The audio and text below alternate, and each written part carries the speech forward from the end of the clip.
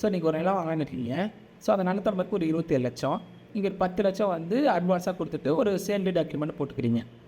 ஒரு குறிப்பிட்ட காலத்துக்குள்ளார நான் அந்த அமௌண்ட் ரிமைனிங் அமௌண்ட்டை கொடுத்து நான் எழுதிக்கிறேன்னு.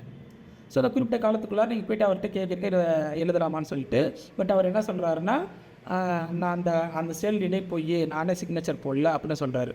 ஸோ ஆப்வியஸ்லி அப்போ என்ன பண்ணுவீங்க? ஸோ ஆப்வியஸாக அவங்க வந்து கோர்ட்டுக்கு போகிறாங்க. கோர்ட்டுக்கு போயிட்டு இந்த மாதிரி அந்த சிக்னேச்சர் வந்து அவரோட சிக்னேச்சர் தான், அது வேலிடான சேல் டீட் தான் அப்படின்னு சொல்லிட்டு ப்ரூவ் பண்ணுறாரு.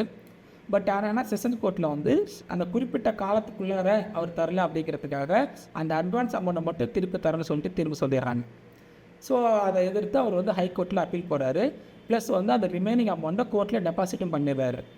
ஸோ அது சேம் அந்த எதிர்த்தரப்பு வந்து என்ன சொல்கிறாங்கன்னா, இல்லை நான் அட்வான்ஸ் அமௌண்ட்டை மட்டும் திருப்பி தரேன், நிலத்தில் தர மாட்டேன் அப்படிங்கிற மாதிரி சொல்கிறாங்க. ஏன்னா டைம் பீரியட் முடிஞ்சிருச்சு அப்படின்னு சொல்லிட்டு.